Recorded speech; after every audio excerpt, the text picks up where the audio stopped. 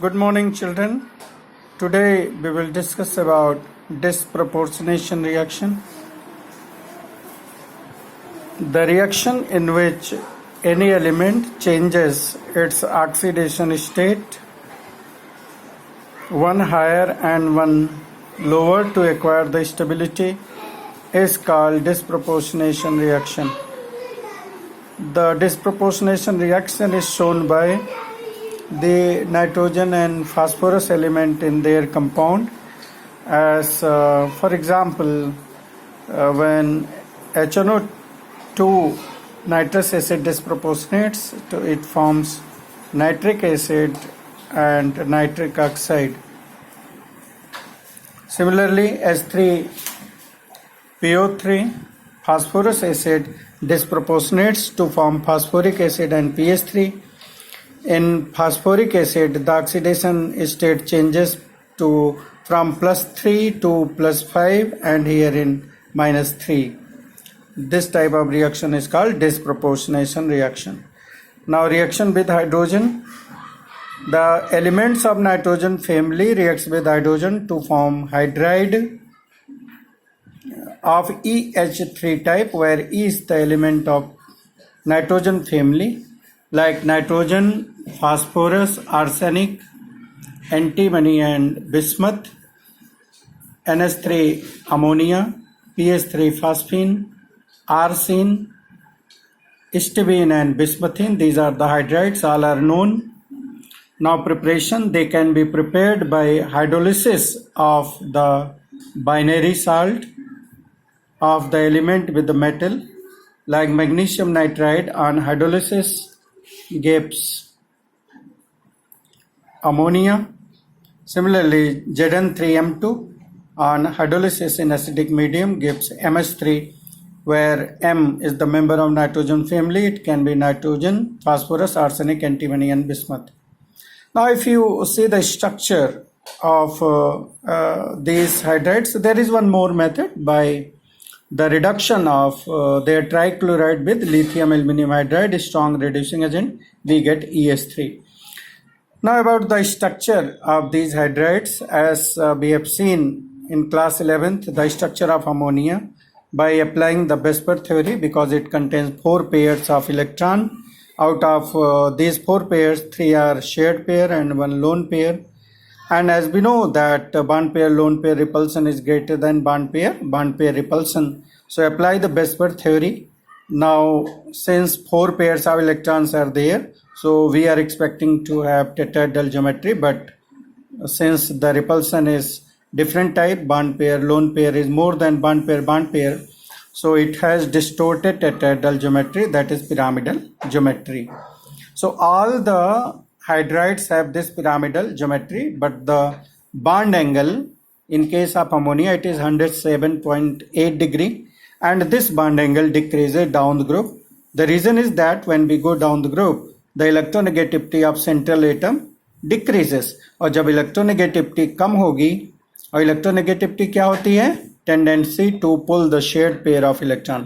तो ये जो शेयर्ड पेयर हैं, ये दूर जाएंगे, इलेक्ट्रोनेगेटिविटी कम होगी और इनके बीच का रिपल्सन कम होगा, जबकि lone pair bond pair repulsion ज़्यादा है, तो ये बॉन्ड एंगल कम होती जाएगी. तो ये रूल भी है कि अगर किस मॉलिक्यूल्स दिए हों, ग्रुप ऑफ मॉलिक्यूल्स, जिसमें सेंट्रल एटम की जो इलेक्ट्रोनेगेटिविटी है अगर वो डिक्रीज कर रही है, तो जो बॉन्ड एंगल है वो डिक्रीज करेगा. Now the boiling point. Boiling point में अगर आप देखें तो boiling point of ammonia is higher than पीएच3.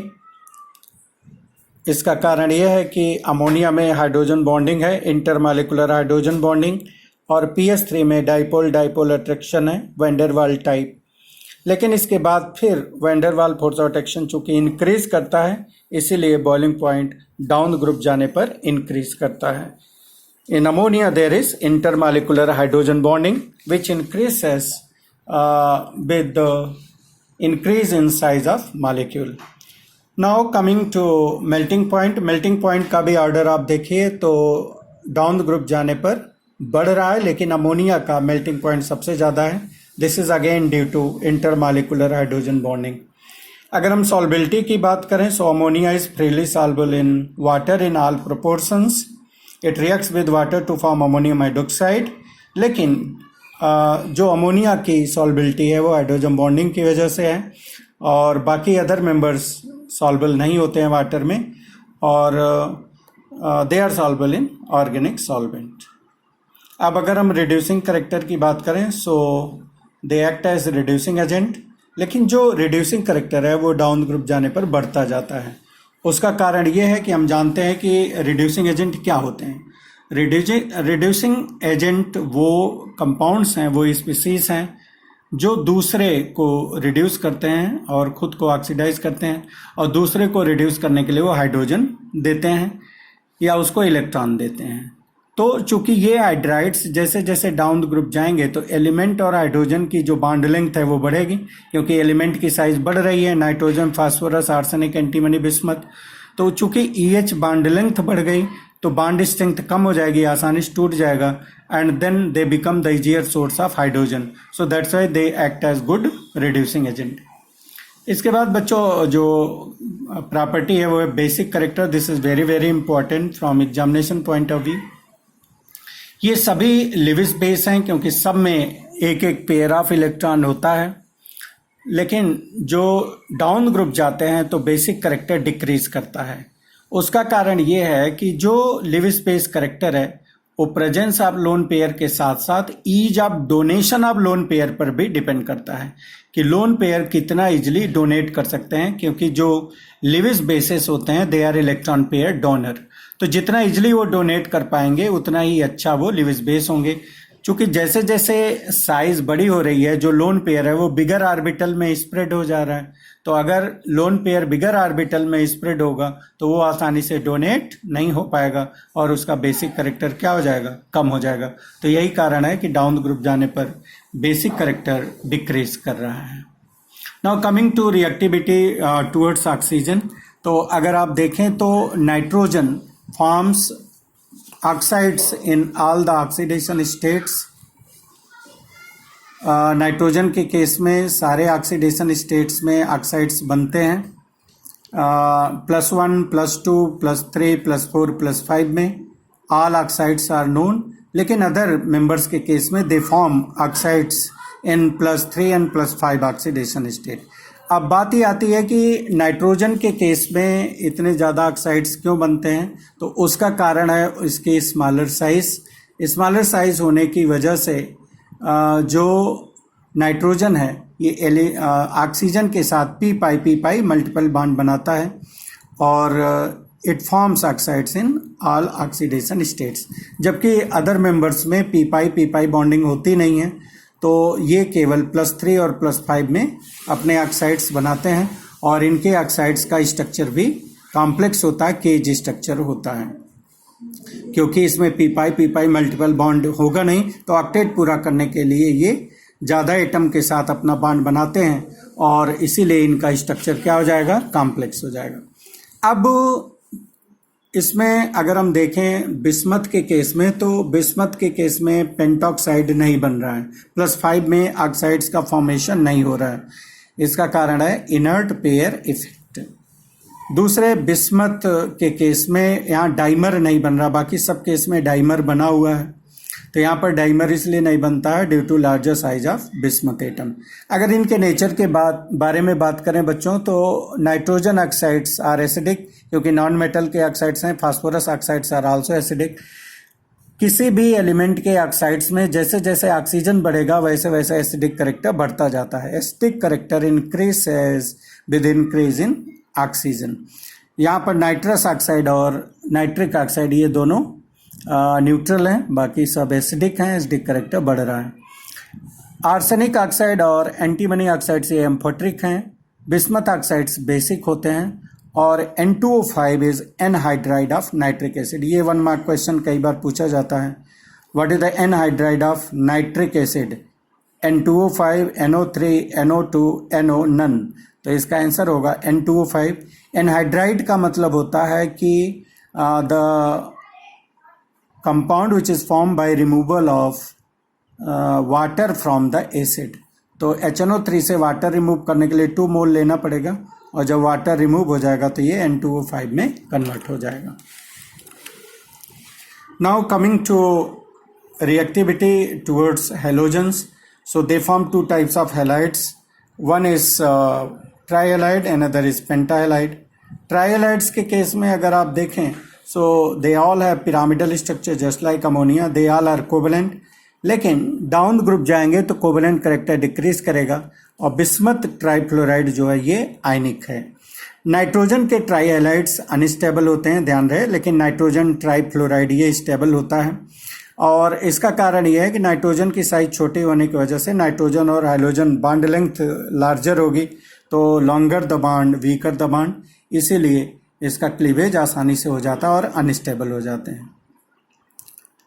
पेंटाहेलाइड्स, nitrogen does not form any pentahalide. ये कई बार रीजनिंग क्वेश्चन भी है कि PCl5 तो बनता है, NCl5 डज नॉट फॉर्म। उसका कारण क्या है? तो उसका कारण ये है कि नाइट्रोजन पेंटावेलेंट कंपाउंड नहीं बना सकता, ये कोवेलेंसी 5 की नहीं शो कर सकता है क्योंकि नाइट्रोजन में d ऑर्बिटल की अवेलेबिलिटी नहीं होती है। So this is the reason nitrogen does not form any pentahalide. बाकी सभी पेंटाहेलाइड्स बनाते हैं और पेंटाहेलाइड की जो स्टेबिलिटी होगी वो डाउन ग्रुप जाने पर डिक्रीज करती है। This is due to inert pair effect. Pentahalides are thermally unstable और चूंकि पेंटाहेलाइड्स की जो दे ऑल आर कोवेलेंट और PCl5 की बात करें so it is covalent in vapour state, लेकिन जो सॉलिड स्टेट है इसमें ये आयनिक फॉर्म में एग्जिस्ट करता है जिसमें टेट्रा कोऑर्डिनेटेड केटायन और हेक्सा कोऑर्डिनेटेड एनायन बनाता है सॉलिड स्टेट में, इसीलिए आयनिक कैरेक्टर शो करता है।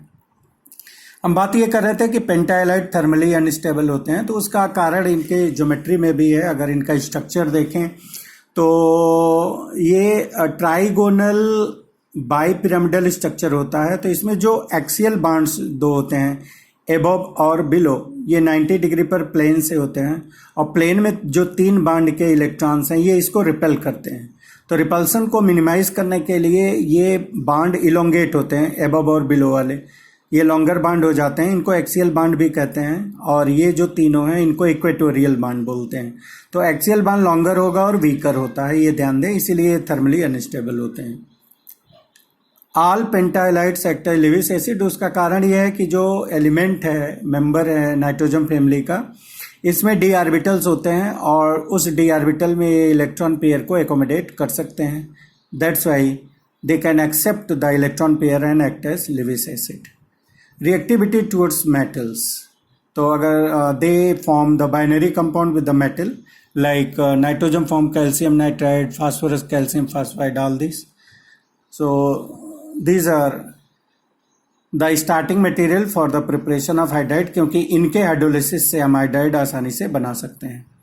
एबनॉर्मल प्रॉपर्टी ऑफ नाइट्रोजन, जैसा आप जानते हैं कि p ब्लॉक एलिमेंट में किसी भी ग्रुप का जो फर्स्ट मेंबर होता है वो कुछ प्रॉपर्टीज ग्रुप से डिफरेंट शो करता है, जिसको हम उसका एबनॉर्मल बिहेवियर बोलते हैं। तो अब उसका रीजन क्या है, why nitrogen exhibits abnormal behaviour? उसका रीजन है नाइट्रोजन की smaller size, high electronegativity, high ionisation energy and absence of d orbitals. इस कारण से नाइट्रोजन की जो प्रॉपर्टीज हैं वो अदर मेंबर से डिफरेंट होती हैं, और इनकी कौन कौन सी फिजिकल और केमिकल प्रॉपर्टीज हैं जो अदर मेंबर से डिफरेंट हैं, we will discuss in next video. Thank you.